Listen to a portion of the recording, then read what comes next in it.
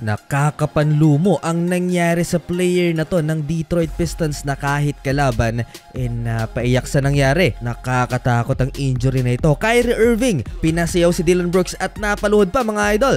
Walang Luka Doncic ang Dallas Mavericks ngayon kontra Houston Rockets. Derek Lively, back-to-back field goal, sumagot si Jalen Green through the traffic. Etong magandang matchup dito mga idol, Klay Thompson at etong si Dillon Brooks. Maagang uminit itong si Klay mga idol. 8 early points for the Dallas Mavericks. 3-pointer off the screen sa harap ni Dillon. Sabay steer down at tinawanan din ni Klay si Dillon Brooks. Nasundan pa yan ng isa pang 3-pointer ni Klay Thompson sa harap naman ni Jalen Green. Habang tulog ang depensa ng Dallas Mavericks, Jalen Green cutting 200 dunk at nasundan pa yan ng mid-range jumper. 8 points din sa opening frame itong si Jalen Green. Klay Thompson at Dillon Brooks nagkapisikalan, hindi nga lang nahagip ng camera at may sinasabi itong si Dillon kay Klay. Dallas Mavericks up 6 heading into second quarter, 30-24. Second quarter, nadugo ang ilong ni Jabari Smith ng masapok sa mukha ni Jaden Hardy. Napa-take over itong si Quentin Grimes at magkakasunod ang naging puntos niya para sa Dallas Mavericks at nagtala siya ng 10 points sa first half off the bench. Kyrie Irving first field goal para sa Dallas Mavericks, pinaluhod si Dillon Brooks, natawagan ng goaltending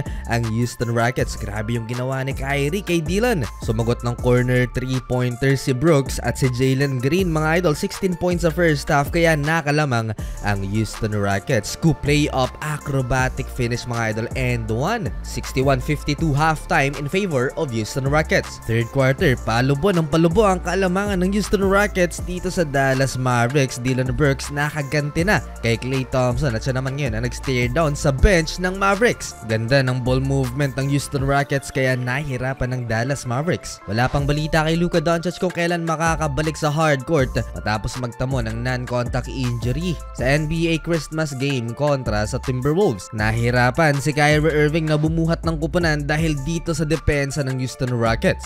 Jalen Green, smooth like butter, sinayawan si Derek Lively II. Naghalimaw din off the bench itong si Cam Whitmore with 18 points, shooting 7 out of 9 from the field. Di na nakapag-stare down at nakapag-angas si Klay Thompson sa Houston.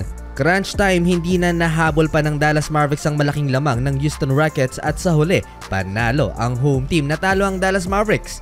Of all NBA content, eto mga idol ang pinakamahirap panoorin, ang mawala ang isang player dahil sa injury. Siguradong hindi na makakabalik ngayong season itong si Jaden Ivey, napaiyak kahit kalaban sa nangyari. Fighting for loose ball ng aksidenteng madagana ni Cole Anthony ang kaliwang bahaging paa ng Pistons guard. Aksidente ang nangyari at parang sinisisi din ni Cole Anthony ang kanyang sarili sa nangyari dito kay Jaden Ivey. Paangat pa naman din ang laro nitong Pistons guard, 17 points a game on 45 shooting percentage. Hopefully makarecover kaagad itong si Jaden Ivey. Malaking tulong siya para sa Detroit Pistons na umaangat rin sa standings. Currently nasa play-in bracket ang Detroit.